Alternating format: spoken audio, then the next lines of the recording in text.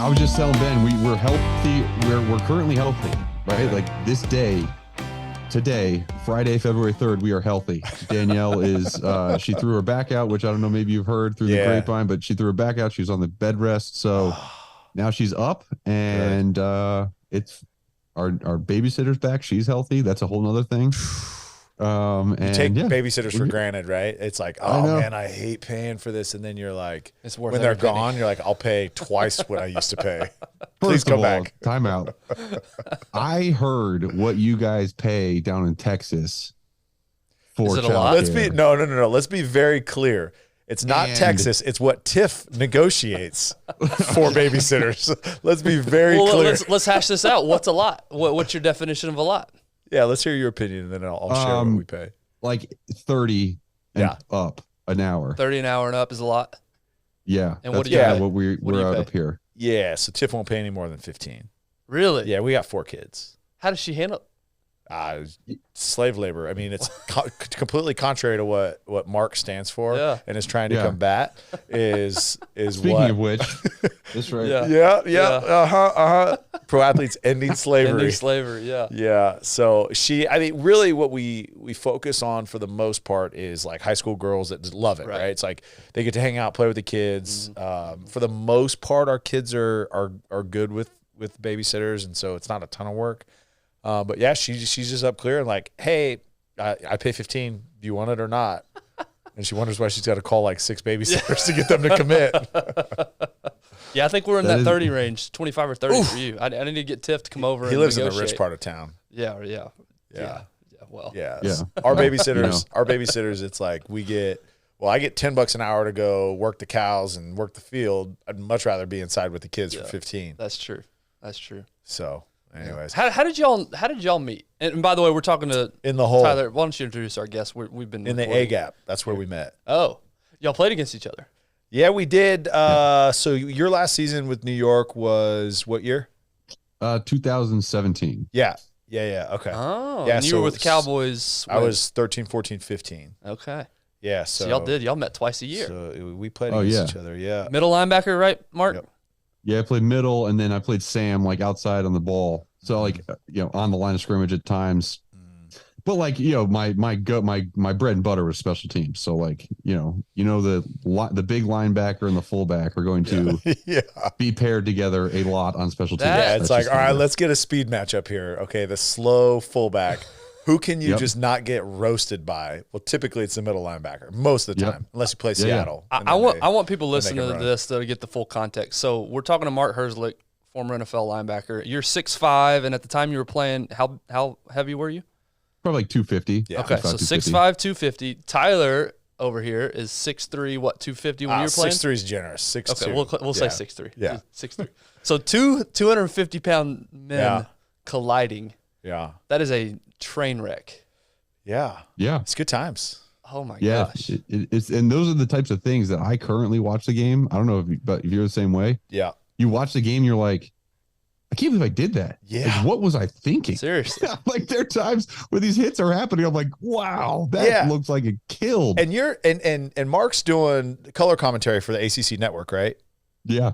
And so he's calling college games where there's even more reckless abandonment, I feel like, at that level, because you've just got more, you heal faster at that age. But I totally agree with you. I'm looking at this and I'm like, and I used to seek that out. Like I used to look forward to that. And now I'm like, like if you bump into me too hard, like I can't walk right for 2 days. Are there 2 positions on the field that have more violent contact than middle linebacker and fullback? Maybe safety, maybe, just because you're running. But it's just you two, consistent. You two played the most violent positions you could absolutely play on the field. Yeah. I mean, most deliberate, right? Like the technique taught to the middle linebackers. I mean, I would say when you're at Sam too, because you've got pulling guards and you've got tight ends and fullbacks coming to kick out as well. But the technique, it literally is, all right, we're not teaching you how to shed. We're not teaching you how to go around. We're teaching you the art of contact. I had a special teams coach in college that he was very analytical, never played a down of football in his life, but like broke everything down, right? And he walked through the art of contact. And so our 2 positions, the coaching technique was, all right, if you've got this leverage, you've got to be on this side. You've got to make contact this way. And here's how to run through contact to move the other person. It's not a matter of like, all right, hey, you've got, your club crossface or your rip or your hump move, or you've got all these things to like get guys away from you. It's like, no, you've got to go through this because you've got to be gap sound, because a lot is put on, especially the middle linebacker, right? The middle linebacker is the quarterback of the defense. They always say safety is. Darren always says the safety is a quarterback in defense. Well, nah, we know that's not true. Nonsense. But it's literally like if you are not in position, or you're not in the gap, or you don't like offense, you don't have the leverage, then the entire play doesn't work, because that's usually the point of contact. Like that's usually where the play is going. So I think the point is you two are insane monsters is what the point is. Well, yeah. Let's shorten it. That works. That works. Yeah. All right. So again, if you are jumping in and you're hearing this this sensual, amazing voice on the other side that has not been in mine, I think listeners assumed I was talking about the other person, because it's not ours. Sure. This is Mark Herzlich. So former New York Giant, Boston College grad, and now ACC Network. And then what we're going to spend some time towards the end of the podcast talking about what he's doing now, that we on this podcast have talked about quite a bit. But what he's doing with International Justice Mission, and then the position that he's in, working with athletes, trying to just combat this epidemic of slavery around the globe, and what he's doing and the impact that athletes are making. And Mark's got some great stories on the profound impact that athletes across many sports are making in helping combat this epidemic. But Mark, man, again, appreciate you taking some time this afternoon. Thanks for your patience with me, late as usual. But man, appreciate you. Yeah, no, it's good. It's all good. All right, Mark, let's get a little bit. Let's let our listeners get to know you a little bit more. Let's go back. You're born in Missouri, but then went to high school in Pennsylvania, right? Walk us through kind of those early years, growing up. There's a different upbringing for guys like, I feel like you and me and Ben. Ben played, I'm sure you told him 6 or 7 times that you should have made it to the league, but you tore your ACL otherwise. And then your coaches didn't like you and they were jerks. Everybody was out to get me. That's the only reason. Ben actually is one of the more athletic dudes that I've ever been around, and I hate admitting that, but he is actually a pretty freak athlete. But it's a different upbringing, right? Like there's a grittiness that is instilled early on. So take us back there and help us understand how the Mohawk came to be. Yeah. I mean, we got Mohawk. Still got it. Still got it. Yeah, Nice. 35-year-old with a Mohawk. It's rare. There's not many of us out there. When you're 6'5", 250, you do what you want. My kids still to this day talk about you and like, I just want a Mohawk like Mark. I want a Mohawk like Mark. Yeah, it's funny because I'm like, it's every 8-year-old's like, oh, I need that haircut. And every mom of an 8-year-old's like, let's stay away from that guy because I don't want you to get that haircut. but I wasn't born with this haircut. So we'll start, I guess we'll start there. Perfect. Yeah. No, I was born outside of, born in St. Louis, and we moved to outside Philadelphia when I was young. My dad worked for Ralston Purina doing sales in there. So that job took him to Philly. And really, it's funny. I think you're right. A lot of times there's a lot of grit built into childhood. My wife, Danielle, she came to the town where I grew up for the first time in college. And she was like, what? This place looks fake. I mean, it's like white picket fences and manicured lawns. And we live on a cul-de-sac and all the, our parents, they were have cocktails at 5, and it's very unassuming in terms of a place where you could collect any grit. But my parents were, they wanted us to be in this good school district. They wanted us to be there, but it was always hey, you're not getting everything you want. I mean, it's just not, that's not what's going to happen. It's not where we're going to be. They were both athletes.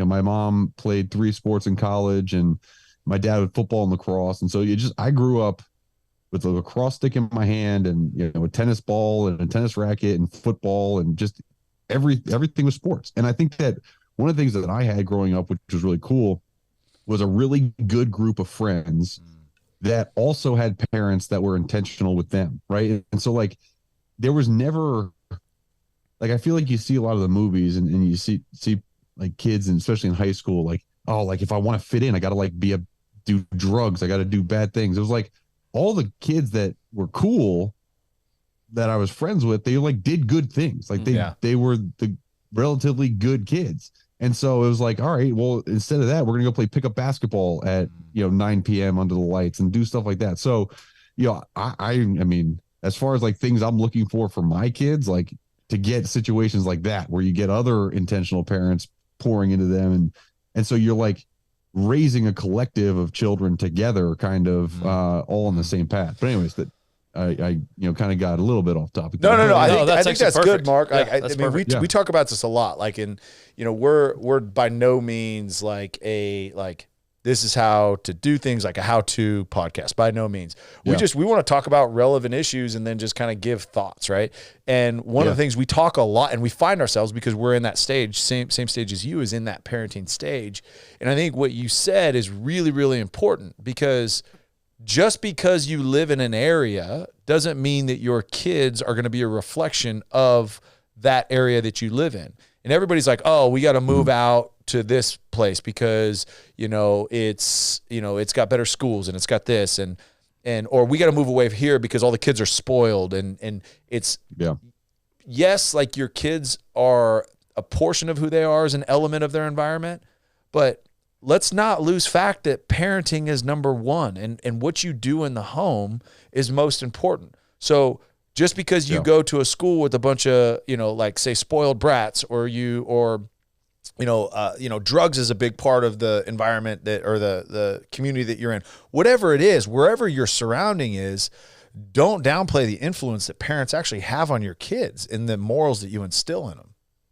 Yeah. And I think it's interesting, especially as fathers, right? Like the idea of a father just his sole purpose is providing for the family anymore. Like, to me, that's out of the window, really, with kind of our generation leading the way on that. And I think it was dabbled in a little bit with our parents' generation. But before that, I mean, dads weren't changing diapers, like they're off and they're, coming home, and, my wife raises the kids. And so like I've seen, and like, I really feel like if you're that type of dad nowadays, like that's almost like, that's not cool, and it's just not as accepted as in society, which is a good thing, because it's pressuring dads to be more involved with their families. And I think for some people, it's a welcome relief. And for others, it's like, oh, like, got to be around my family. And I think that like those two things, those are attitude checks that guys need to have, for sure. Like when they're dads, or when they're thinking about becoming dads. And it's something like you can, you mentioned it, you can always kind of find that niche wherever you are. So like, I don't think that geography has as much to do with it as your community and your environment that you make. Now, you might not be able to find anybody that you can do life with, and that's one thing. But like, if you get like a couple really close people, and get the kids get along, you get along with the husband, the wife gets along with the wife, like, man, you can do something with that. That's right.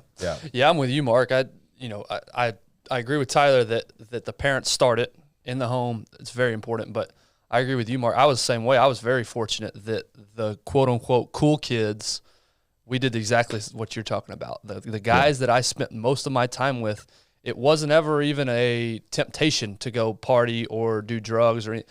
Our use of fun was going out and playing and doing those things. So I'm with you that if you surround yourself, I'm convinced that the reason I didn't get into trouble growing up is because the people I spent most of my time with, my buddies, weren't doing those things.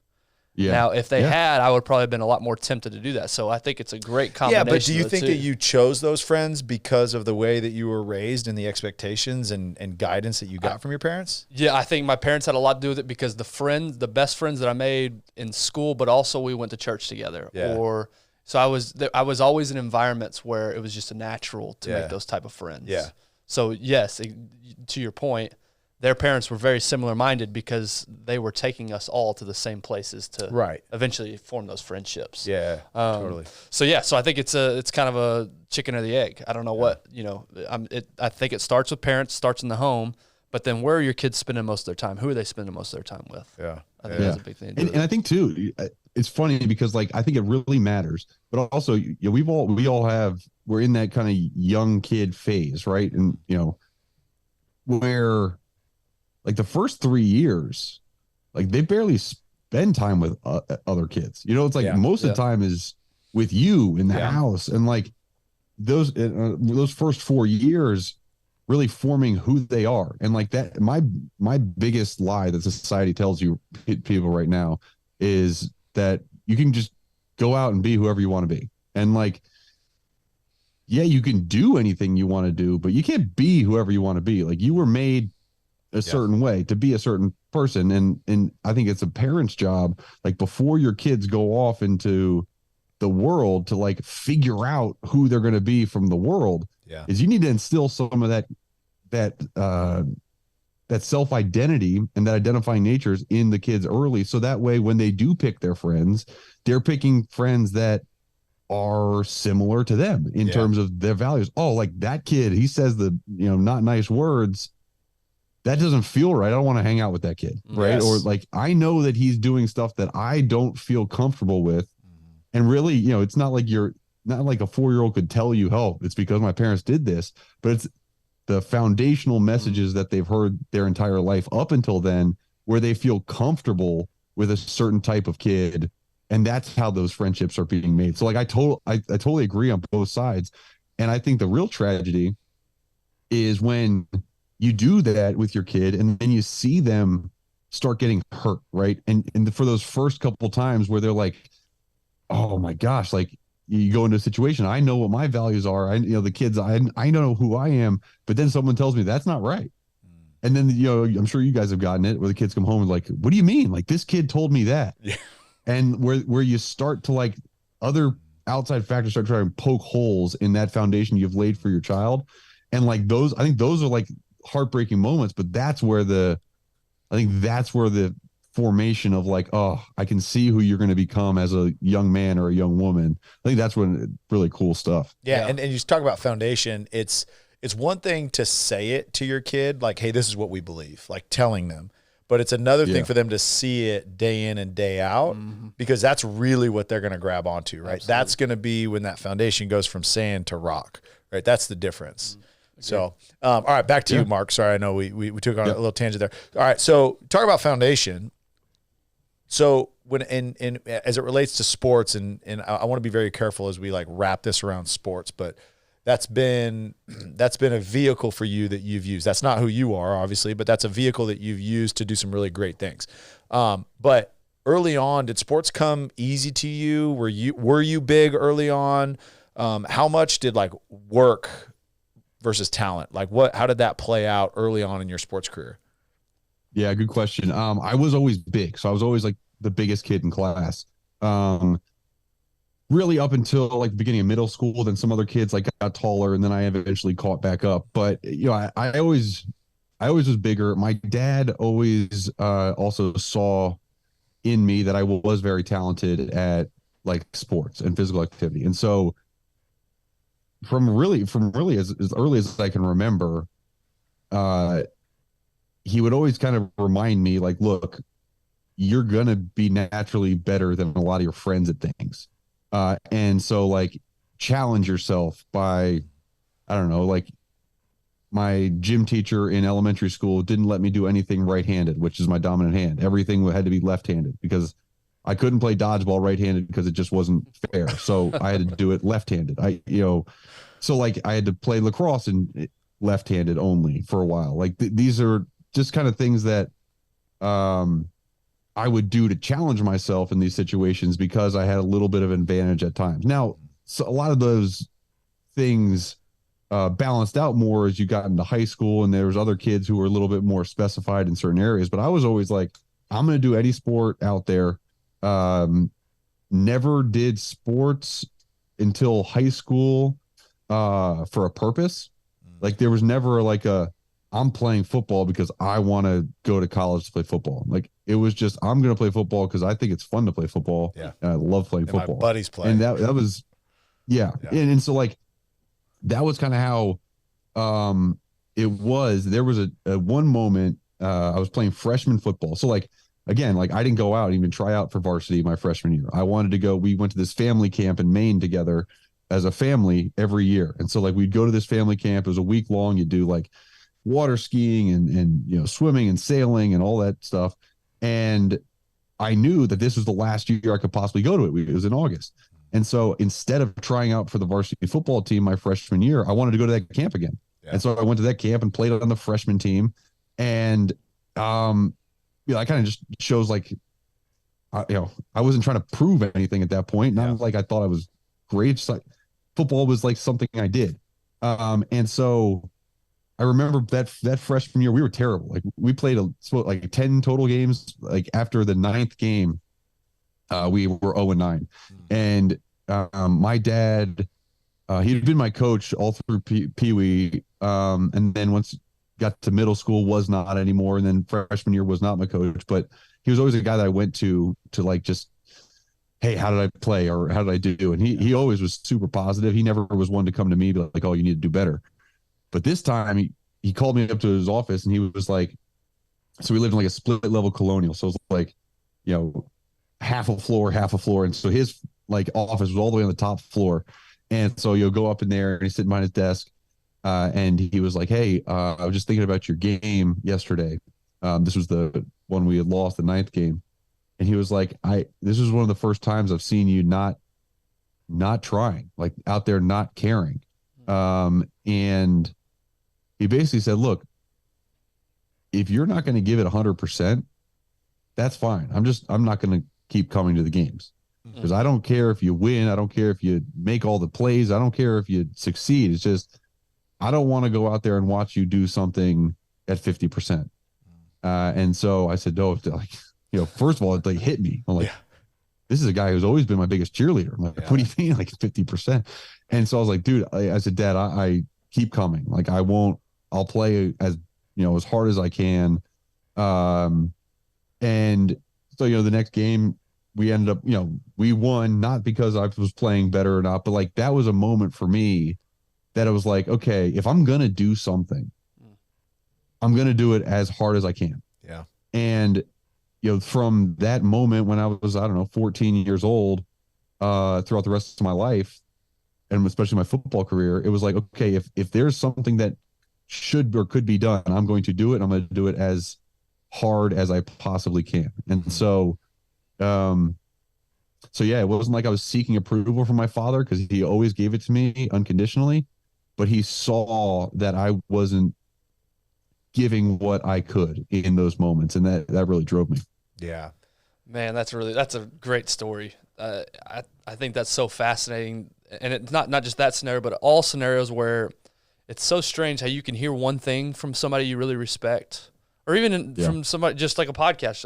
For whatever reason, that one thing hits you a certain way and differently than you've ever heard it before. So it's amazing at 35 you can recall that one conversation from 14 years old, and that was your launching point for the rest of your career. But your dad knew you to a point that he knew how to connect with you for it to resonate, right? He knew that, and I'm sure he, I'm not calling him a liar, but I'm saying I'm sure he probably didn't have any intention to not come to your games, but he needed you to hear that. He knew that was going to be impactful to you. Like, hey, look, I mean, I love you. I don't need you to look. Do what you want to do. I support it, but like, I'm not going to get off of work to come to your games, or I'm not going to like to hear that. Like, whoa. What do you mean? Like for me, if my dad said that to me, because my dad was the guy that was always there. I never knew he was there, but he was always there. Like I'd find out after, like he got off of work at 3, which was a big deal for my dad. And he'd sit outside the fence, watch, take whatever calls he needed to, on his actual car phone. Like that was like plugged into the car. Right. and like he'd watch and then he'd leave. Like I'd never know he was not the dad that was there. But if he were to say, hey, I'm like, hey, look, you're just not playing how I think that you can play. Like I'll show up to the games. I'm not going to come to practice anymore just because, you know, like I could be doing other things. I'd be like, whoa, whoa, whoa, whoa, whoa. Like, no, I'm going to ball out at practice, you know, like, so I get that and I resonate with that. So freshman year, and then how did it transition then into varsity? I'm assuming you were on varsity your sophomore year, and yeah. So from that was, and at this point, actually lacrosse was probably my main sport. So I played as a true freshman for our team. We were we had a very good high school team in that greater Philadelphia area, and was that summer before sophomore year we do like a bunch of camps, recruiting camps, and you had a bunch of scholarship offers, and so like lacrosse was my main sport. Come back in the fall, and football season, I'm the backup middle linebacker, the starting middle linebacker gets hurt like in the first game of the season, and so from then I stepped in and played, and played from then on, and had a successful high school career. Also continued playing lacrosse until my junior year. And then really my junior year is when I first started, putting any work in the weight room. Like I never touched a weight until my junior year of high school. And then there was this guy who owned the beer shop in town, and he had a gym in his basement, and my dad knew him from buying beer. And so he was like, hey, like, you think you can train my son? And so I would go down to this guy's basement 3 days a week after school, like during the off season, and it was pumped iron. Like he had like a 52-inch chest. He was a power lifter. He was massive. And that's basically how I did during my high school. Is like I just found the strongest, best in shape looking people I could find and ask them how they did it. Like when I was being recruited to BC, I committed to BC, and I went up there. And so this was my senior year of high school football. So you committed before, like during your senior season or before your senior season? I committed right before my senior season. Okay. So I committed to UVA first, actually. Then their coach left, and I committed to BC. Got it. So I'd already been committed there. Going through a season, I'm like, my senior year of high school, I was 6'4", 260. Playing middle linebacker and fullback. Yeah, I was big kid. And so holy smokes, playing linebacker. Oh my gosh, no, thank you. I'll pass. Dude, our lineman we ran like a pro style backfield, like I formation. I was just taking bellies to the house. I was playing fullback too. Here's the deal, Mark, is I know that you had the back flap and jersey tucked in up underneath, 100%. No, because I had too big of a gut. I remember I was 260. Yeah, that's true. Okay. There's no back. You're not showing off the midsection at that point. All right. Neck roll though, at least. Yeah, neck roll for sure. Okay, I've had a neck roll since I was a quarterback 6. and I wore a neck roll, so yeah, no doubt. Yeah, there's no reason not to wear a neck roll. It makes you look cooler. Yes, obviously. But anyway, so I was big, and then I went up to BC to visit, and I sat down with the linebacker coach, this guy Bill McGovern. He's born and raised in Jersey. Like, he talks like this, and he's from Jersey, and he goes, hey, Mark, how much you weighing? And I was like, coach, I'm like 260. He goes, oh, can you run? I was like, yeah, I think I can run. He goes, well, you better be able to run, or we're going to put your hand in the dirt when you get here. And I was like, all right. Roger that. So I go home. Yeah, roger that. So I go home and found like the most in shape guy I could find. And I was like, hey, how do you look like that? And he was like, I eat chicken and rice for every meal, and I play basketball like 3 times a day. I was like, all right, well, now I know what I'm doing for the summer. All right. Noted. Chicken and rice for every meal and play basketball every day, and lost 30 pounds and went back up to BC. And I go there for the first day, and you go to their locker, and you get like, I don't know what number I'm going to be. I'm number 94, and I'm in the D line section, and I'm like, guess what? I'm 230 now, and I can run. Y'all didn't see me, obviously, walk into the building.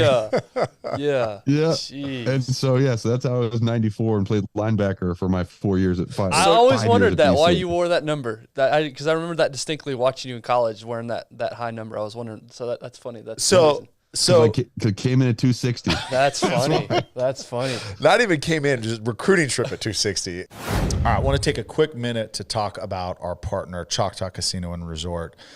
We are really, really humbled and grateful to be a partner for them. If you've listened to the show for any amount of time, you've heard how great the resort is there, how great the casino is, the new expansion. They've doubled in size, 3,000 new slots. They've got unbelievable sports bar. They've got unbelievable restaurants, unbelievable movie theaters, arcades for kids. It is endless, the things that they've not only improved but added. But it's just the experience that they provide is second to none. Choctaw Nation has done an incredible job with the community, with philanthropy, with support. They have just done incredible things. So we are extremely humbled and grateful to partner with Choctaw Casino and Resort. Make sure, I know you know it, but it's just a short drive up 75. Go check them out. And now back to the episode. So did they start you at D-line, or like they took a look at you, took measurements like, we're going to move you back over to the linebacker room? No, I think it was like there was anticipation. Like there was never a time where they were like, "Hey, you're a D lineman," but like the writing was on the wall. Yeah. We don't want to go through the logistics of changing your number because it's inevitable, kind of deal. Yeah, right. Yeah, and I was like, "Oh, this is me now." So then BC, just like I had a phenomenal experience there. But the first workout I ever did at BC, even though I came in, in shape, feeling good. I was back then the freshmen didn't come early usually, and so I came a semester early. My dad, I just wanted to get up there. I was done with high school. My dad, it wasn't part of scholarship, but he paid for a semester for me to go to summer school and then train. And the first one, so I was the only freshman there. I passed out about 4 drills into the first workout and literally passed out. That's on tough. The field and woke up in the training room with an IV in my arm. And I was like, what is going on? I was like, it hit me like a ton of bricks though, that, the seriousness of the competitiveness. I mean, you go from high school to college, it's a different deal. Yeah, it's so different, especially those summer workouts, like transitioning. Because that is like the college summer workouts. That training regimen is just insane because it's typically like head coaches going to the strength coach and saying, "Hey, I want this, this, and this," and then the strength coach having just free reign on making up the craziest workouts possible. I don't think that's what even happens. I think the head coach goes, "Tell me who breaks." Wow. Break these kids. I'll talk to some of these strength coaches now, doing these college games, and they need to know what your breaking point is, and they don't know until they're on campus, and so they try to break you. For us, it was the 6 a.m. workouts. We do that in February, and it was the only time it was cold in Central California, and all the coaches were there, and it was literally like, all right, we're picking out 10 guys during this 3-week 6 a.m. conditioning period, and we are going to test you every single day until you prove us wrong because we think you're weak. And that's literally how they would thin out the herd. And usually you'd lose 8 to 10 guys on the team, some scholarship guys. Not for me. But summer was just stupid because we had a history major as a strength coach, and he coached literally out of the Arnold Schwarzenegger modern bodybuilding encyclopedia. That was literally how he came up with our workouts my first 3 years. Yeah, and that's why your chest looks like it does now. Yeah, that's why your neck is 19 inches. You know what? I should go back and think. Yeah, what are you complaining about? There's always an origin story somewhere, and that's how Tyler got the neck he has. I just wish Rich Tucker would have actually worked on some speed stuff, because then maybe I wouldn't be slow as molasses through my NFL career. I got a random question. Not really random. You said something earlier. You always played football just because you liked playing football. So when somebody asked you, well, Mark, what do you want to do one day? What do you want your career to be? What did you say?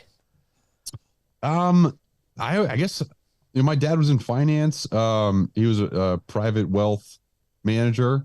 And I thought when I got to college, that's what I would do. So I majored in business, but I didn't even think about career. Growing up, I just was I want to be a dad. All I wanted to do is be a dad. And I remember from young to even middle school, high school, it was all right, I don't care what I do for a job, really. It's like I just want to be a dad when I grow up. And I think a lot of that has to do with the fact that my dad was so important in my life. Yeah.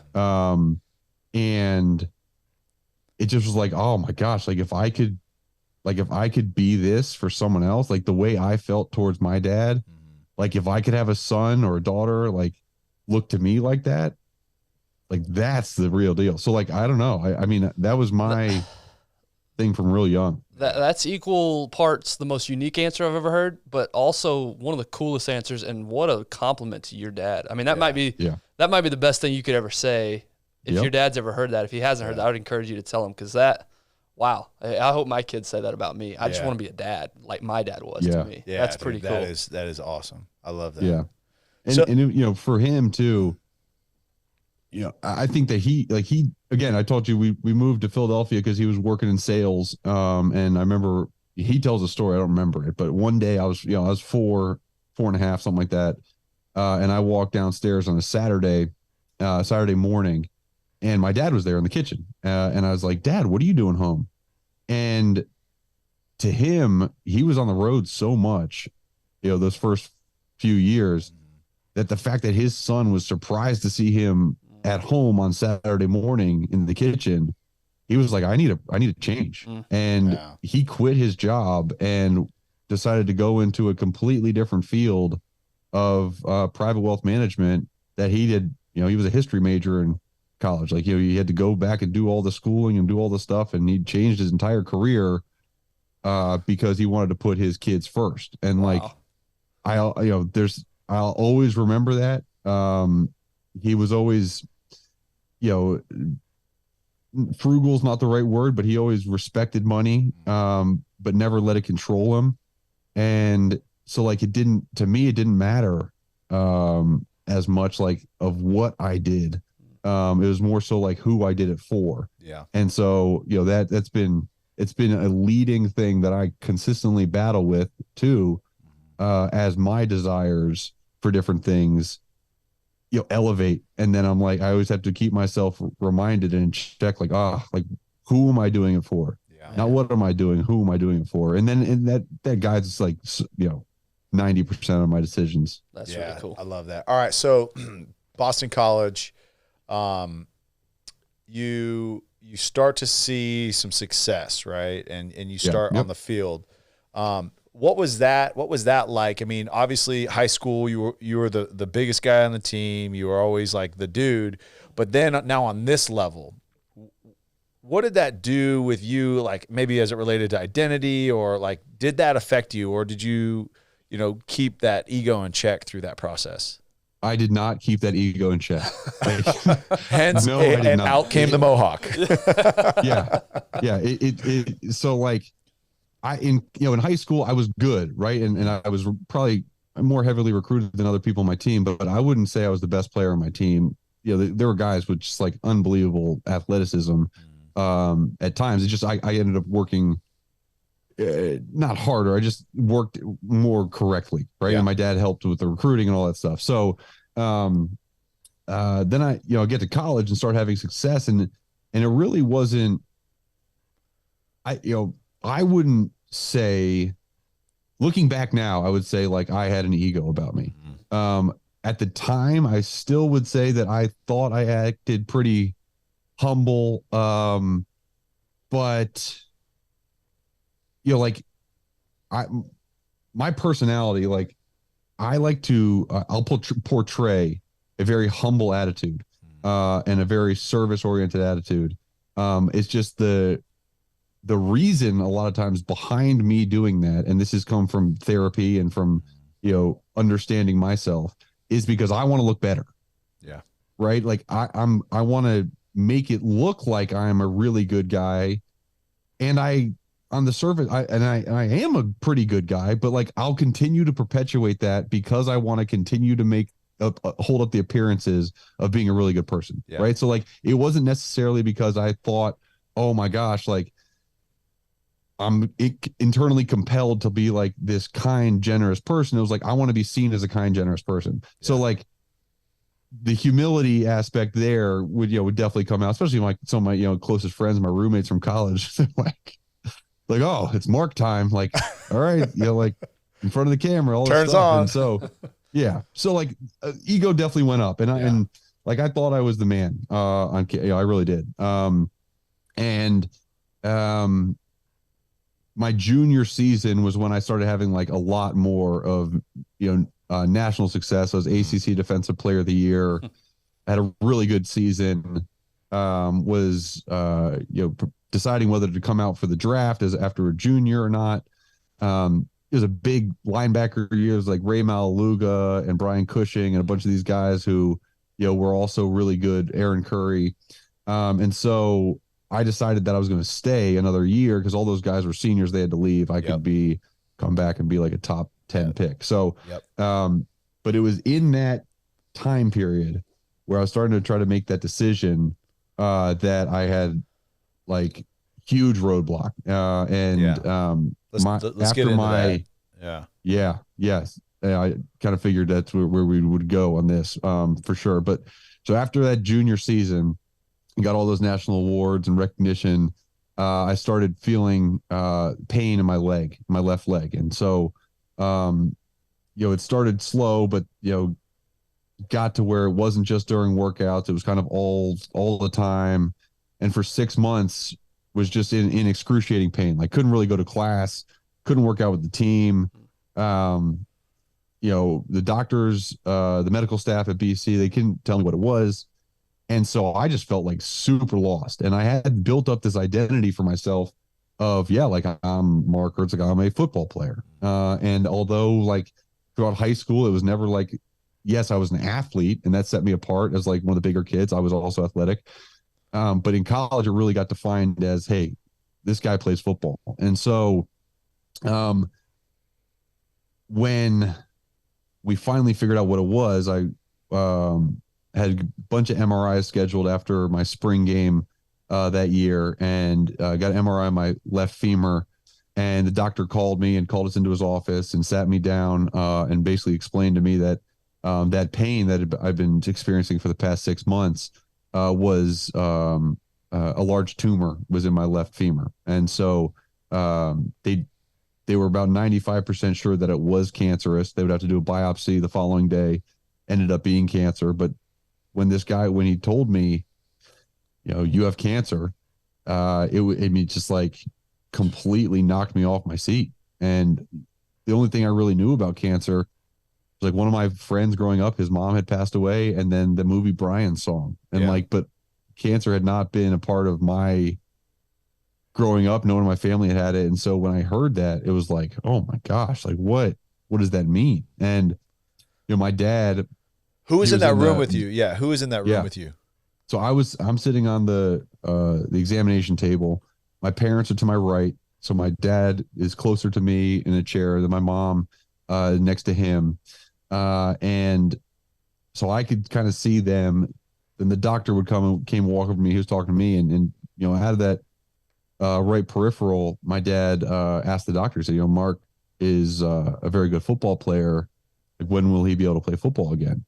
And I tell the story. It's kind of it's funny, but it is what it is. My mom like backhanded him right in the chest. Like, are you kidding me? Like, why are you thinking about football? That's such a dad question, though. Yeah. 100%. Such a dad question. But it's funny because like that was the only question I had in my mind too. Yeah. And I think like when you talk about identity, so much of who I thought I was at that moment was tied up in that circumstance of me being good at football. And the doctors told my dad, he said, Mark will never play football again. He said, the damage to his leg from the chemotherapy and the surgery and radiation is going to be too drastic to ever be able to run again.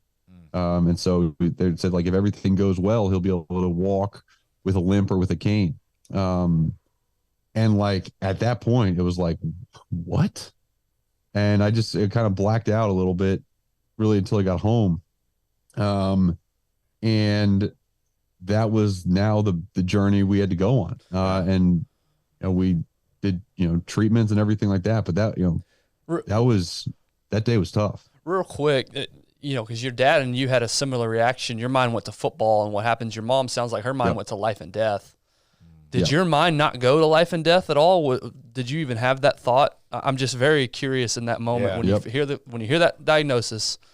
It Especially sounds like your experience with cancer. To that sounds point. like your first thought was football, not life or death. Did that cross your mind at all?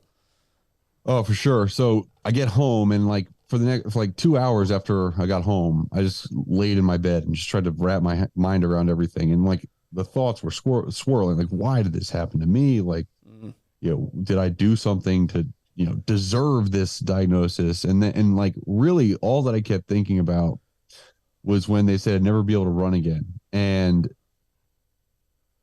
like I grew up with like playing football in the backyard with my dad. Like all I wanted to be was a dad. I was like, I'm never going to be able to do that with my kids. And like, am I even going to be able to have kids? And so like, that was very real. The realization of fatality was there, but it never became a reality in my thinking because like it just couldn't like, okay, if it didn't work out, like I'm going to die. Right. Yeah. And I can't plan for that right now because we still got like, there's work to be done. And I remember, you've seen a picture on the wall in my bedroom, and this is my high school bedroom. And I was playing running back and I was stiff arming someone. And like, again, I was like 6'5", 260 playing running back, stiff arming like a high school kid. And looked massive. And my left leg was like solid and you know, in the ground. And I remember being like, that leg is not going to be what kills me. Like it's not going to happen. And I walked downstairs and my dad was down there in the kitchen. And I said, Dad, I'm going to be okay. And I'm going to play football again. And I just like, from then on, it was a determination. He walked over to me and he hugged me and he said, all right, let's do this. And like, it was for me, I think like there's a lot of moments that have been special with my dad throughout my life. But like he said, you know, 3 words, like, let's do this. They're very unassuming words, but I felt so isolated with the diagnosis. I felt so alone. I felt so lost in terms of like who I was in that moment, that when he said, let's, it was like, all right, I'm not fighting alone. Yeah. And it was a very real idea and moment for me. And like that continued to be a part of my comfort and my healing throughout it, but also something that I continuously keep in mind with my own kids now of like, hey, there are going to be times like hopefully not that drastic, but there are going to be times where like the kids are just like lost. Yeah. And just even being like, hey, look, I'm here with you for this. Like that can do so much and did a lot for me. Man, we got to have your dad on this podcast. Yeah. Your dad's a stud, man. He is. Was there any resentment, doctors, trainers that, couldn't really figure out what was going on with you for the first 6 months? Was there any kind of resentment at all? Yes, of course. I'm sitting here and I want to be a good Christian man and all that stuff. But like I resented the fact that they didn't catch it sooner. Yeah. I was like, they put me through all these things, these tests that didn't result in anything. And then I go home and the first thing they do like is MRI my leg. And I'm like, why didn't you MRI my leg before? How do we not do this? Ice and stem's not going to fix whatever this is. Yeah. And the amount of ice and stem I did was insane. Like the grass stem trying to break up scar tissue, but it was a tumor. Like there was a whole lot of things that took a lot of years to come to terms with, really, and to heal through. And honestly, I think that it's funny. My wife, she's unbelievable. She's a survivor of different type of trauma, domestic violence type trauma. And her trauma, big T trauma, right, is obvious and, very present. And she's, works through it. It's only been recently that I've really identified, this whole cancer process as another trauma that I've had, that, has different layers. And so been working through that type of stuff, and forgiveness has been a huge part of it. opportunity lost, right? Like I was supposed to be a top 10 pick in the draft. It was the number 1 overall rated player going into that following year, and then went undrafted. So, I fast forward a little bit in the story, do chemotherapy, do radiation, get surgery. After 7 months, I'm finally able to say that I'm cancer free. And then the doctors said, okay, you can start like putting weight on it and let kind of pain be your guide. And they were really pleased with the surgery and how the treatments went. And that's kind of, there'll be a whole nother podcast that we do on terms of like the treatment and those effects. And had another angel sent from God to help me through it, my buddy Zach, who I will touch on briefly, just because that first day when I got back to my room, my dad handled calling everybody. So he called BC, told my whole family, but like there's one guy that was my best friend for my whole life. His name is Zach Joe. And he was the one person I wanted to tell. And so I called him and told him, I said, look, Zach, the pain that's been in my leg, it turns out that it's cancer. And basically kind of ran him through it. He's not a guy of many words. Like he is, like he'll just be like, yep. And then he just kept doing that. And then he said, when do we start chemo? And I was like, what do you mean, when do we start? Like, I start chemo there. And he goes, okay, I'll be at your house at 7 a.m. that day. Wow. And so my buddy Zach, we were juniors in college. It was summer between our junior and senior year, and he had a job at Avalon, New Jersey, at the beach, like bar backing or something. And he's like, no, I'm not going to do that. I'm just going to come to chemo with you all summer. And he was there every single day. Dang. And so we'd go to chemo, we'd start playing Madden or Xbox or something. We'd probably get like a game in before the medicine really started to hit me. And then I'd get like super sleepy and dizzy and stuff like that. And so he'd just hang out and like be with my mom and watch movies. And then I would wake up and he'd be there again and we'd play a little more video games, but he'd be there for it's like 6 hours every day that he'd come to chemo with me. And so, it's like, although there are those moments of like, oh yeah, I got to look back at the trauma and like have forgiveness for people and those types of things. There was also like these highlights of these angels in my life that just were there. Yeah. And, it's just phenomenal. So, that was fantastic. And then, so we get through the treatment process, and end up going undrafted. So, it's just, not even phone didn't ring once for the whole weekend. And like, it's, it's crazy. It's like, I had like camera crews with me, and like, because they're like waiting to tell this story of like, oh, he gets drafted after, and I didn't get drafted. And then it's the year of the lockout.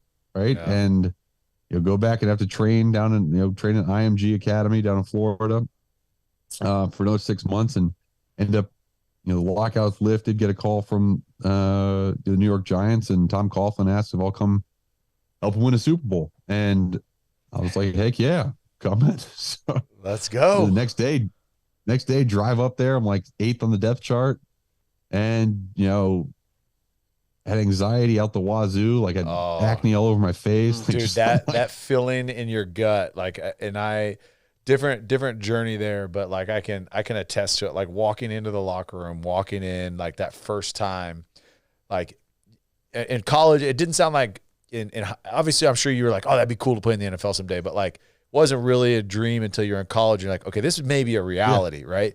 But walking in and being like, what am I doing here? Like, do I belong? Like, is everything that I've done, and then to put in the complication of everything you just overcome and fought through to get there, was it enough? Like, can I be my old self? Right. Can I, like, all these questions I'm sure that are going through your head, but like that anxiety, and you still, and you get it almost every year to a lesser extent going to training camp. There's always that like training camp anxiety, especially if you didn't have a secure roster spot. So for me, every year was anxiety through the wazoo. Me too. Same thing. I was saying same. But man, what a story, because and you mentioned the lockout. The crazy thing about the lockout was, so they had the draft pre-lockout, or they had the draft. So the draft was done, But the free agent signings, there was nothing being done because the players in which I had signed with the Browns was my first opportunity, December of 2010. So I was there and had signed a futures deal. So I was at least still under contract during the lockout. Right.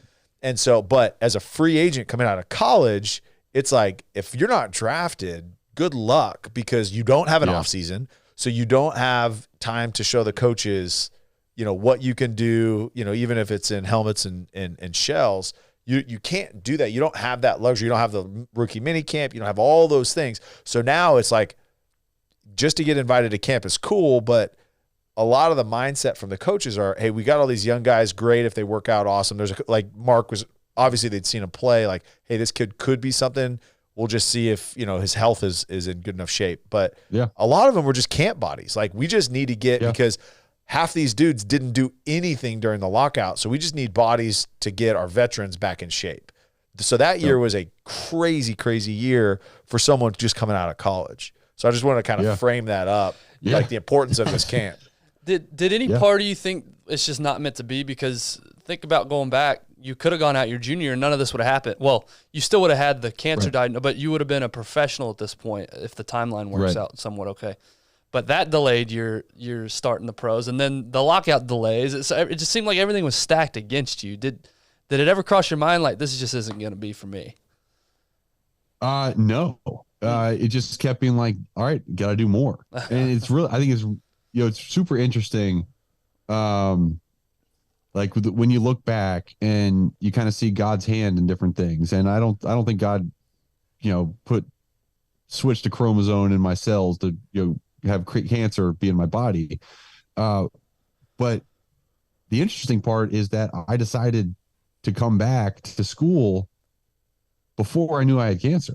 Right. I could have, as you said, I could have left early, but if I had done that, they would have MRI'd that leg in the combine. And that's it. It would have shown up. I wouldn't have been in school. I wouldn't have been on my parents' insurance.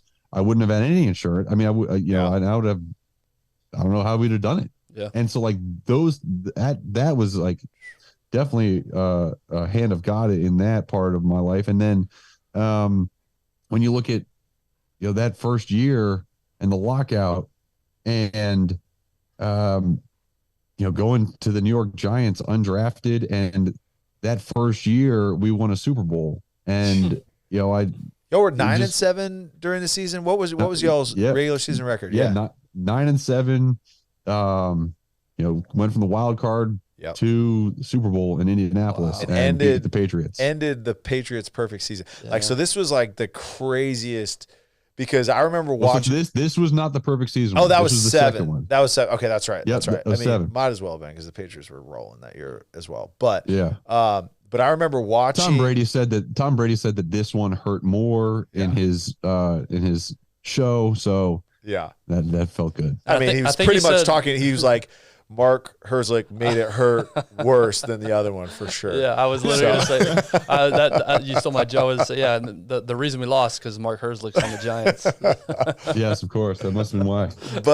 But I remember watching y'all that year, and there was something special about that team because you guys turned it on at the end of the season, right? There was because you guys played them week 17, didn't you? Like the last week of the season. Was that we played. I think we played the Pats one of the last weeks of the season, and then we played the Cowboys, I think the last game of the season, and JPP, Jason Pierre-Paul blocked a field goal to let us win and get into the playoffs. Like it was that close. It was. I just remember the momentum that team had was incredible. I mean, absolutely incredible. And it was something just different, right? And I so I played with Bear Pasco, who was there, I think, still in 11. Yep. Played with Bear. Yeah, the big old country boy. He was he rolled up. Yeah, tight end. He rolled up to Fresno State in this single cab dually truck with like stickers all over it because he was like a junior world champion roper. And so like this dude was as country as could be. And it was, dude, and if he shakes your hand, like there's very few people that I've shaked hands with that I'm like, all right, like you could crush my hand. And I pride myself on a good handshake, right? And I remember like shaking his hand and I was like, it was you, and then there was this one dude named Brock Payne that in 8th grade wrestling. Like his whole hand swallowed my hand and just crushed my hand. Those are the 2 people that I remember that outshook me. Bear Pasco. Anyways, that's a throwback. Random. Yeah. So how good did that feel that year playing? Was football just like the most fun of your life that year coming back from that? No. It was NFL. This is the most stressful year of my life. Yeah, okay. But you got in, right? So you got in that rotation and started making like impactful playing time your rookie year. Like that was a big deal. Yeah, that's a huge I remember jump. that cover 2 drop that you had. You had like a cover 2 drop where it was a pick, wasn't it? Possibly. Oh yeah. It was like a deep drop down the middle of the third. Yeah. Yeah. So that was it's funny. So that was actually who made the interception. Another white linebacker, Chase Blackburn. So that was in the Super Bowl. So what had happened was yeah. So I was starter. Week 13, I broke my ankle versus the Steelers. So that's right. I get hurt. They bring in Chase Blackburn, who was on the team before. He comes in. And he's like me, right? Yeah. He's like a try hard, work hard, white boy linebacker. Good locker room guy. Yeah. Yes. Literally just me. And so I'll tell you what, again, I didn't handle that well either in terms of the jealousy that I had in those times. And the cool part about Chase was it was palpable. I was I should be out there doing it. Yeah. And he could not have been more gracious. I was a rookie. I should not have been leading anything. Yeah. He was a leader, right? Yeah. He had been through the ringer. He had been that guy who had sat on the bench and watched someone else play. He had been through that whole thing. And so in another moment of someone who at the time I was like, oh, they're getting what I should have had. But it turned out to be so he turned into such a mentor for me. Yeah. Because of just who he was. Man, I love that. Now, sorry for confusing you. Yeah. I remember a big white guy running down the middle of the field deep, and I was like, it's Mark. It had to be Mark. Yeah, it was 93, not 94. That's it. Okay, so that's there you go. Well, thank you for trying to spare me there. So you end up playing 7 total years, right? End up 7 years all with the Giants. Yep, 7 years, 8 training camps, as I like to say. Till you go through training camp. That's really 8, the rest that's is 8 crazy. years. 8 years on your body for sure. So what was the walk away point at that? Did the league kick you out, or did you kick yourself out? Yeah, they kicked me out. So I got a neck thing the year before, and so it'd come back and was strong, but we changed our special teams coordinator, and he wanted all small, fast guys. Yeah. And I was a big thumper. And so just a change. We had a change of GM. And so it was okay, you can kind of tell, as you're going through training camp. And so, but either way, it was still difficult. We had just had our first child, our son Boston, in May. And so that training camp, though, I remember that training camp, I was I'm not willing to get concussions anymore. Yeah. I'm not. I was fully willing to get concussions before. I mean, I would do dumb stuff with my body. I just would. And because I would, even after the cancer. I'm all right, let's do it. After having a kid, I was I'm not doing that anymore. Yeah. So I will be taking half of a rep in half line. I mean, and half line drill is a guard, a tackle, and a center, and a fullback going against a D tackle and a linebacker.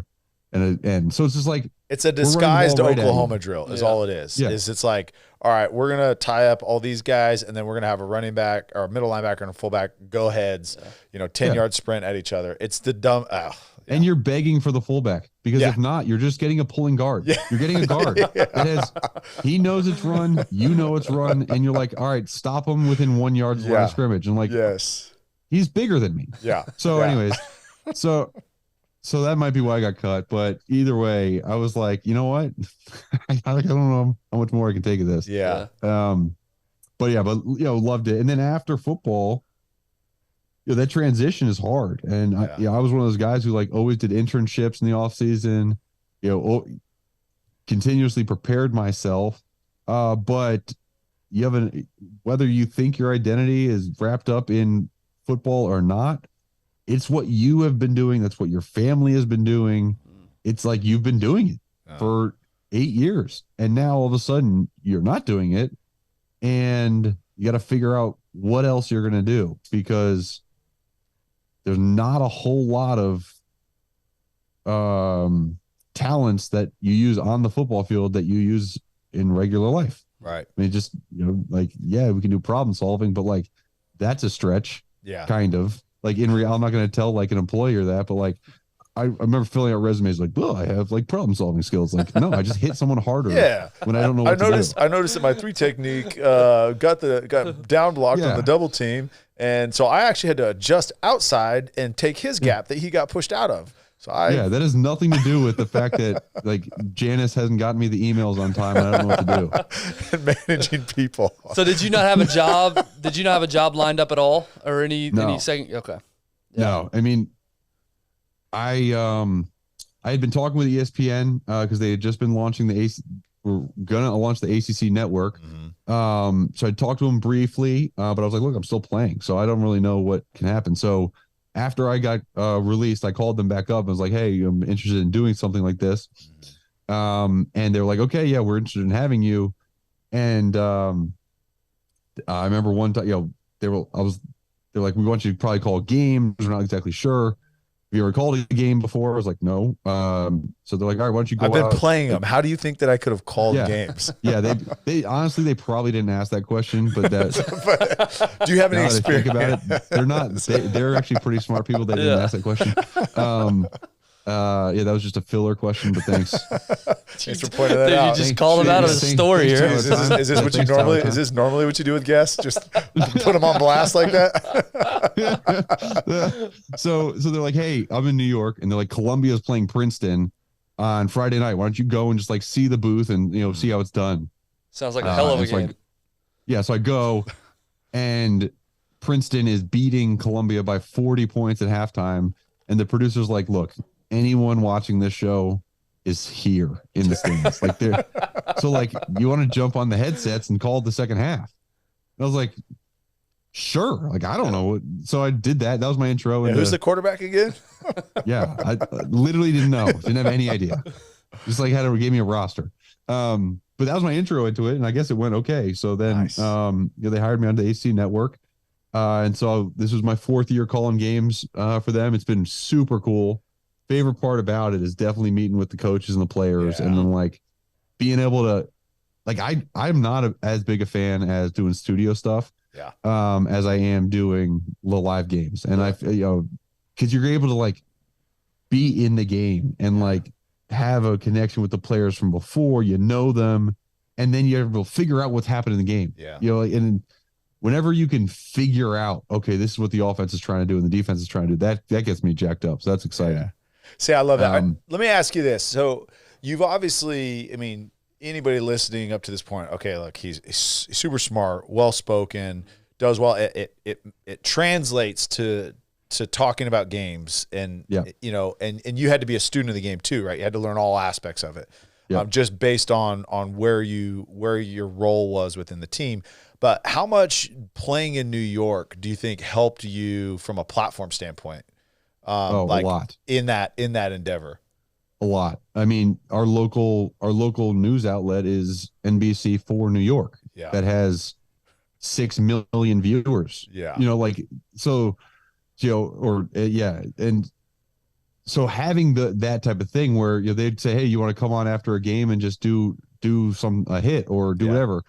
That was huge. And then also too, like even game years we were terrible, like the media was everywhere in our locker room. And so I think that the fact that was on the Super Bowl team, stuck around for a while, had kind of a like a tough guy underdog. You were you were a fan favorite, like no doubt. Like because that market, Chicago's the same. And you remember Tim Shaw played for the Bears and then played for the Titans for a little bit. has ALS, and has been in a long, long battle. But in Chicago, he was like the fan favorite because he was that like gritty, hardworking, do whatever's necessary for the team mentality. And that's who you were for a long time for the Giants. Yeah.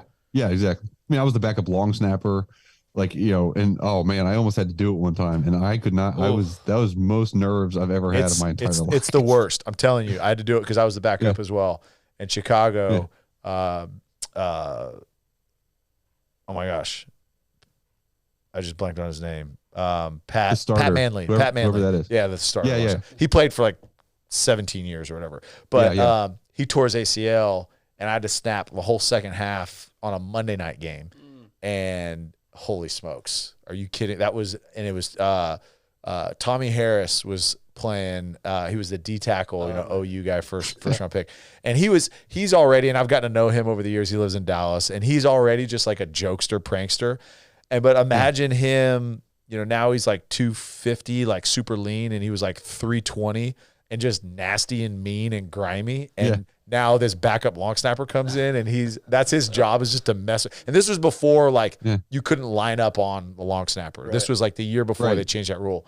And it was a absolute nightmare. I mean, I don't know how I got out of that game. I have no idea without a bad snap, but it was the most terrifying experience I've ever had in my entire life. Well, it hurt Cincinnati this year. I think it was Cincinnati. They had their backup come in, and he snapped it really slow, like much slower than a normal snap. And they ended up like, I think, missing the field goal or got blocked. It actually was a big deal. So you think it's a big deal. You think if you mess up, it's a big deal. Deep snapper not that big of a no. It's a big deal. What was it? Oakland a couple years ago went through like 3 of them in like 3 weeks. That was terrible. rough. Terrible. Anyway, so you got on with ACC Network, but you're still going through the transition. Did that fulfill like that hole that football left? And again, and I'm kind of there's a leading question into the identity aspect, because you've mentioned counseling and all that, but you're like, all right, cool. Now I got on with ACC Network. I'm calling games. I've got a job. Did that fill that hole that football left? We're going to take a quick break and thank our partners, Sleep Number, and highlight a couple things they're doing. Guys, these Sleep Number beds are unreal. The technology that they've created, the feedback that it gives you on your sleep. I've got the app opened up right here. They tell you things like your heart rate variability, your breathing rate, all these type metrics and feedback to give you so that you can improve your quality of sleep. They're all over the place. You can go and check yourself out, a Sleep Number store, wherever you live. Go to sleepnumber.com as well. They've got great resources on there. We just talked about this not too long ago. They have a whole blog section, all these articles, things that you can improve your health. Sleep Number is definitely changing the game when it comes to betting. So get yourself to Sleep Number, get yourself to sleepnumber.com, and check them out. Now back to the episode. It filled the whole of like that action, right? In the game day. So that was something that I definitely, and also the confidence of like, I know what I'm talking about. Yeah. Where it kind of gave me confidence in that role. But I think the thing that I had been struggling with my last couple of years of even playing were the amount of time that I would spend on the nuances of cover 2 defense, or the nuances of a quarter half defense. And I kept thinking to myself, I kept being like, does this matter? This doesn't really matter. Yeah. There's other people out there, and I'm not saying that every job needs to matter, but I kept being like, man, I'm spending so much time learning about this stuff that I wonder what it would be like if I did something that mattered. Yeah. And so, although, I would say the broadcasting probably matters less than that, even though you can highlight people's stories. But Tyler, we've gotten to know each other really well at, PAO conferences and through our, the Christian side of being an athlete. And it was always man, I would leave those and be like, I need to be a minister. I need to kind of quit whatever I'm doing, quit football, and go and be a pastor. And every single year I'd have that feeling when I left. And It was actually, I don't know, 2 years ago after a baseball conference that I was not at. Someone from IJM came up to my wife and was like, "Hey, we're looking for someone to like, manage pro athlete portfolios at IJM. Do you have anyone that you think might be interested?" And Danielle was sick of me being around in the off season all the time. She was like, yeah, I think I know someone who might want to do it. And so, we had been involved with the IJM International Justice Mission, just in terms of the giving side and like doing activating as players, spreading awareness. But then this opportunity came up to work for them, and I jumped at it. And so, right now, so in terms of filling holes, like International Justice Mission is an NGO, which is the largest anti-human trafficking NGO in the world, and works to end modern day slavery, combats human trafficking, online sexual exploitation of children, violence against women and children, and they are all over the entire world. And so now, like what I do day to day, I work 9 to 5 for them, and in the fall I'll call football games. But it's like I'm on these calls with these people and these survivors and these investigators out in the field in Tamil Nadu, India, and they're like raiding brothels and people in the Philippines rescuing kids, and I'm just like, like that stuff is cool. Yeah. Like that stuff matters. Yeah. That matters. And so, and like the cool part about it is I'm able to use a lot of the things that, I've developed and friendships that I've developed as a part of this role. And so, we have this unbelievable, it says Team Freedom here on the hat. And so there's the arm of IJM that's dedicated to professional athlete partners and donors. It's called Team Freedom. So I manage the athlete relationships, and Tyler and Tiffany, they're involved, and they're just joined our core group of athletes, which is kind of our leadership council. And being able to go and share the work that IJM does with these athletes, and then to see their response, because for me, when I didn't know that this stuff was still happening. Like I didn't know that there, were 50 million people currently enslaved right now. I didn't know that there's like 3.5 million kids being trafficked in the world right now. But when I did find out about it, I felt like, okay, well, that's way too big a number. Yeah. Like I can't do anything about that. Yeah. Yeah. And so like that, and I think that was the cool part about like then learning what IJM does. And they partner with justice systems, and they partner with the actual local governments, and they create systematic change where they are able to go in, make change, able to lead rescues, and then they're able to train the government to do it, and the government takes over and has like an actual change. And like, I mean, studies that they've done, like I mentioned, Tamil Nadu is a city in India where there's like tons of brothels, and they went in, and basically it was like, I think it was like 30% of the people working in these brothels were underage, and they did, and so then IGM went to work. They trained the local law enforcement.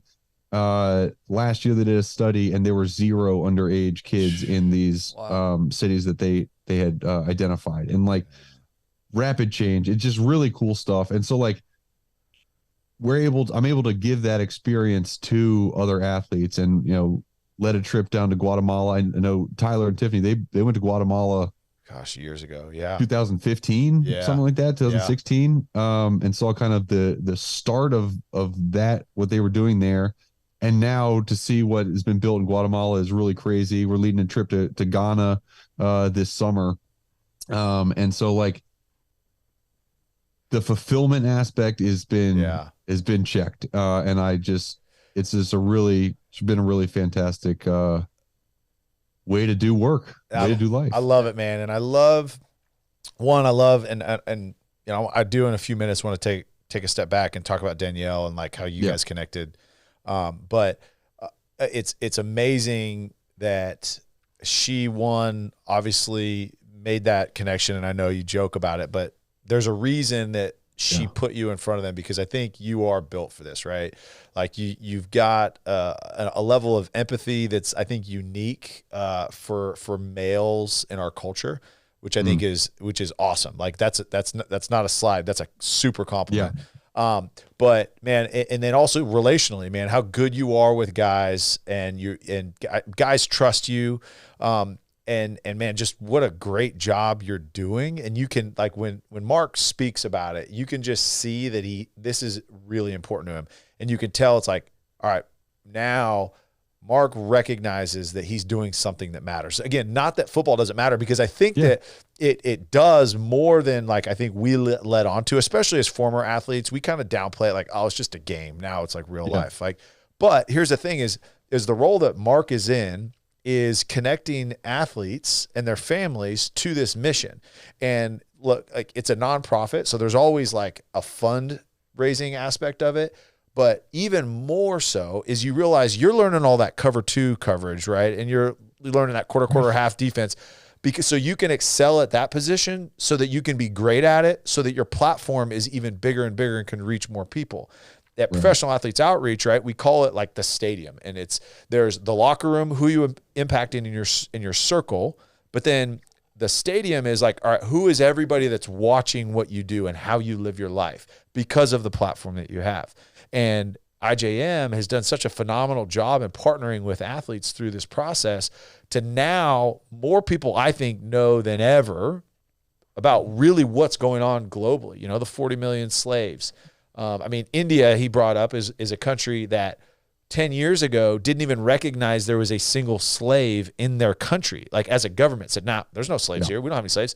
They are the #1 country in terms of slavery globally. There was like 19 million slaves in just India.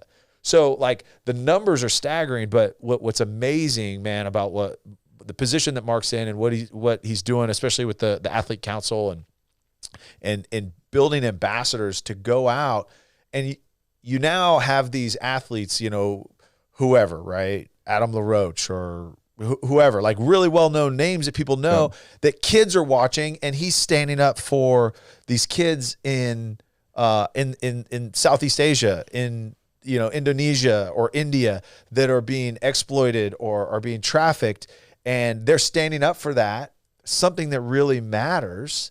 And the impact that they're making is profound. Now you're reaching kids and getting them to think about something. This problem that was too big that you mentioned. The problem that's like, what do I do? It's like, it's a lot of times like when you got to clean your garage, and it's like, and it's gotten out of control, and you're like, I don't even know where to start. Like, I don't even know. You know where you start? You start in this little quarter of your workbench, and you start there and start organizing that, and then just see where it goes. And that's what IJM is doing is, okay, we're strategically picking markets, and we're going in and we're supporting, training, teaching, changing legislation, so that now these communities and countries can then do it themselves. So we're not that hero, that Superman that flies in, saves the day, and then flies out by like raiding a brothel. Like, that's important, and there's organizations that do that. But it's no. We're here. We're planning an office. You mentioned Guatemala.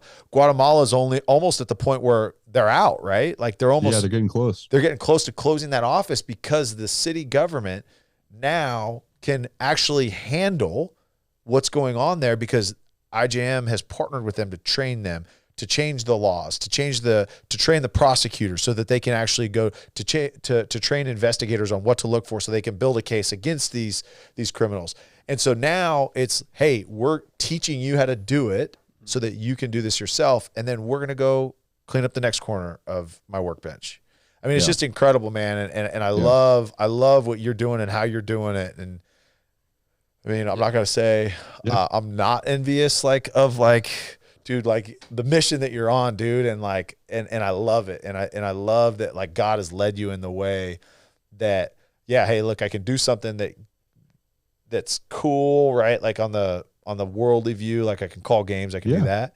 But now, like, you're definitely making an impact, man. I love that. Yeah. And I think one of the things that I struggled with, and not like in a obvious way, but just like I think when you get a platform, whatever that platform is, like I was always in search for a purpose behind that platform. Yeah. Okay. So like get a Super Bowl ring. You have success in the league. You play in the NFL. I mean, whatever it is, you're a dad. Like, how can you take that platform and use it for a purpose that is worthwhile? Yeah. And like, I think that's, you know, you talk about connecting with athletes and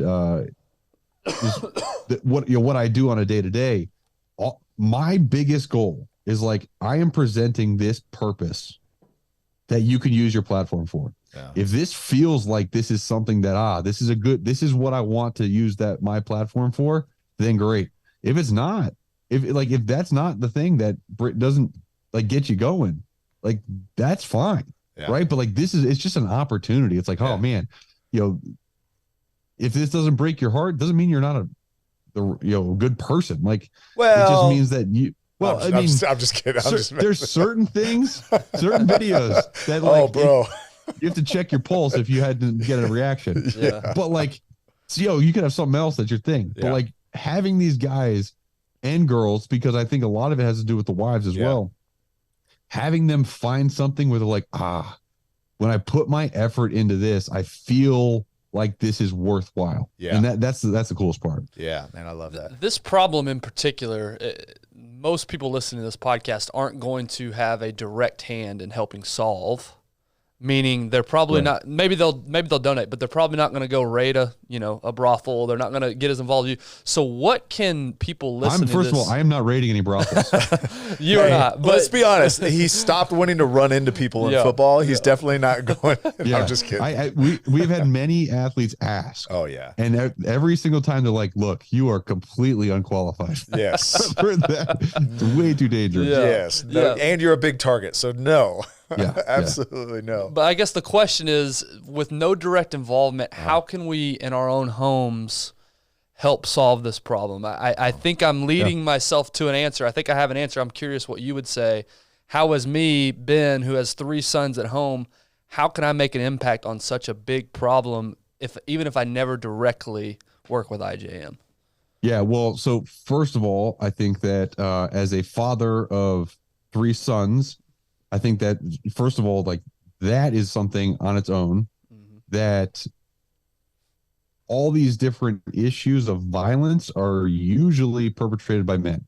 And whether that's in foreign countries, in our own country, and it's not 100%, but like we need to raise our boys in a way that they can take criticism, that they can feel emotions, that they can express themselves, right? Where their life is not a conquest of what they can gain or what girl they can gain or sleep with or how much they can have. Like it's a conquest of love that you want to raise these boys with. I think that like that's a huge part of like just baseline across the board. Like you can help prevent this from happening by making sure that your house is in order in the right way. That's baseline. Then I think, while understanding that there's age appropriate ways to talk about it, of not having the first time your child realizes that, there are, actual modern day slaves, that there is human trafficking, that there's, exploitation of children, not have that be when they're adults, like there's ways to involve them in the knowledge without having them witness the tragedy that can take place throughout their lives. And so creating this empathy for what they can't see is like, I think it's a practice that is hard to do, but also super important. Yeah. So like, obviously you can tell the stories of the victims. You can go on IJM.org and find out all that you want to know information wise. But especially as a parent raising kids, it's the awareness factor that bad things do happen in life in different parts of the world. It's this understanding that, man, we are very fortunate for what we have, and we're very grateful for what we have. But also you can build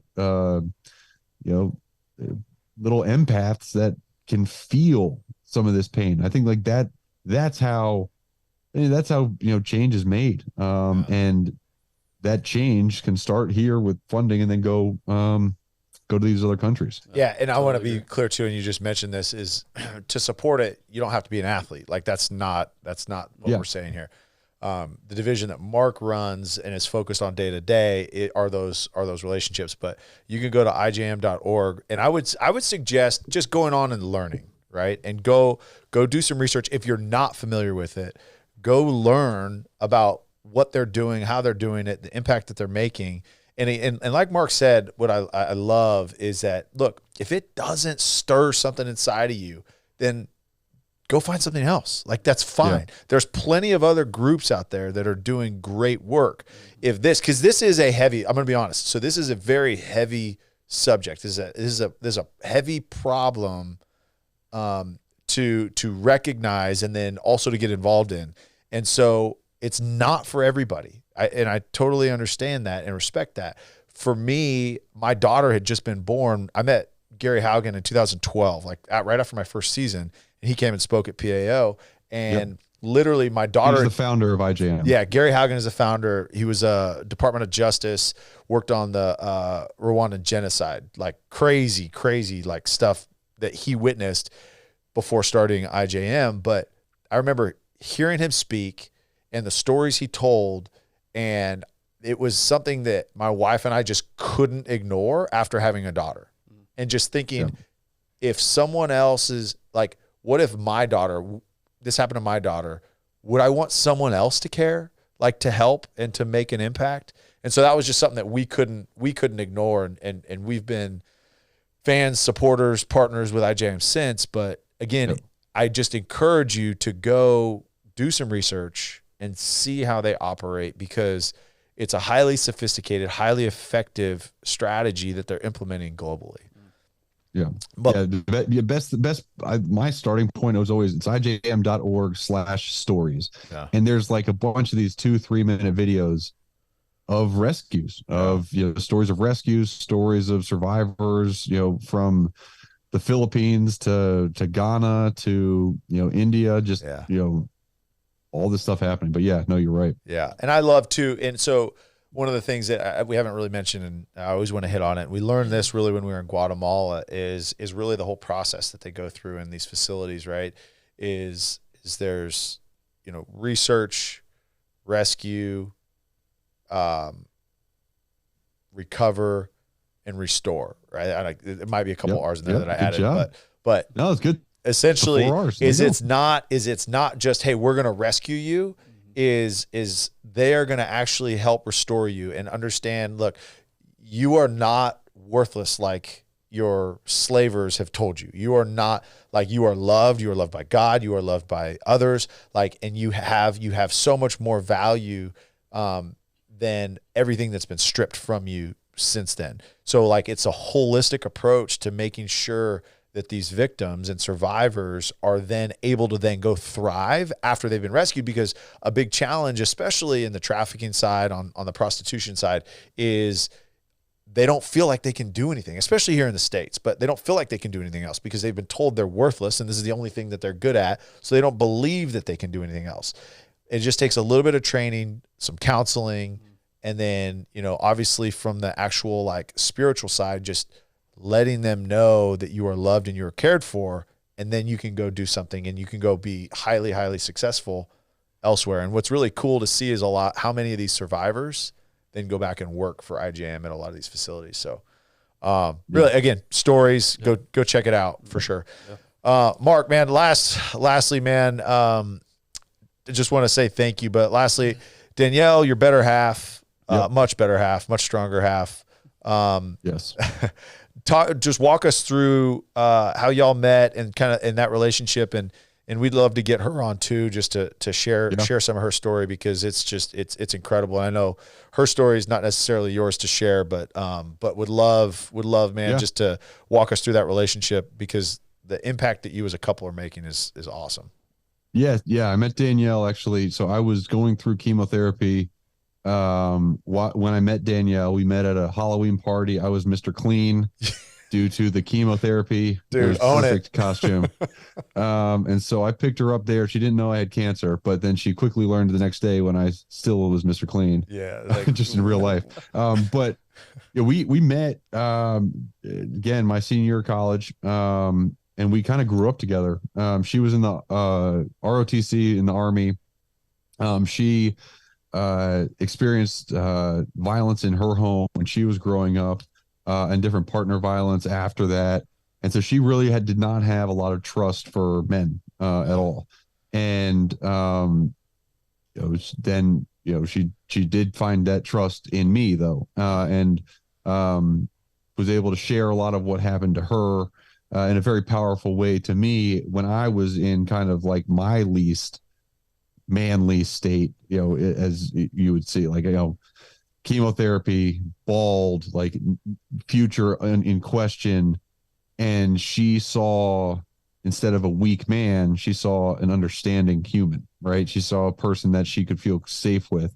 And really that was like a turning point for me in terms of, all right, being a man does not have anything to do with how much you have in your wallet, how good you look, how many girls you're with. It's creating this safe place for someone else. So she showed me that.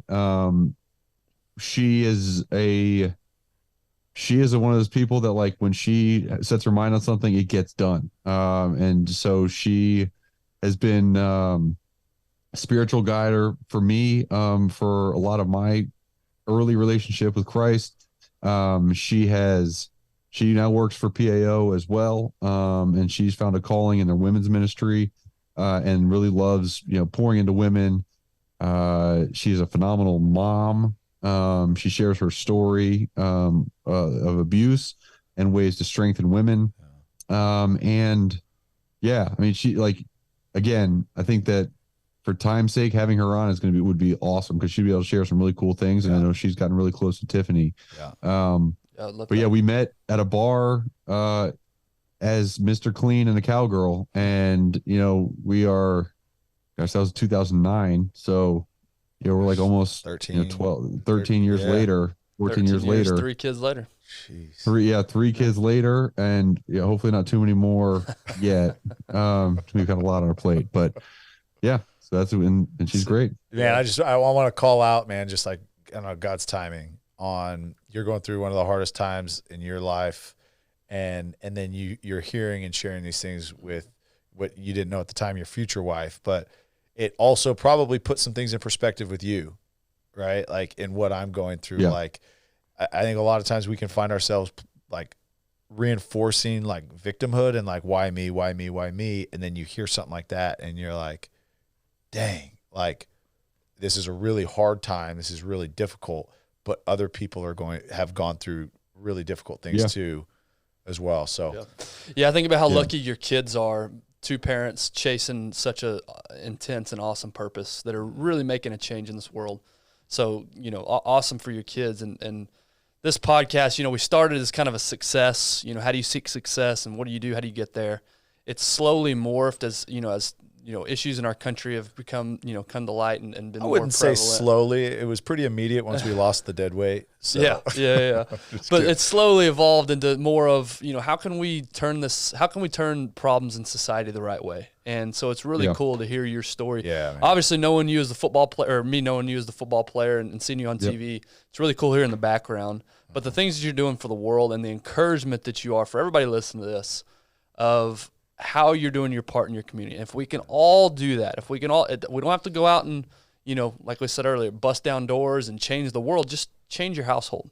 Start there. Yep. Cover your household, then maybe your neighborhood, then maybe your community, then go from there. So I appreciate you and I appreciate your wife for being such a great example of how we can take care of our own backyard. Because I think that's how we turn this thing around ultimately, is by great examples like you guys. So we appreciate you, man. I appreciate you. And now, because Tyler was late, I got to make sure I get upstairs to help out with the kids. Or that's 100% on me. Yeah. Hey, well, thank you. Hey, man, thank you for taking the time. I know this was a long one, but appreciate you, man. And I look forward to seeing you in a couple weeks. Yeah. Oh, no. I'll see you next week at the Super Bowl.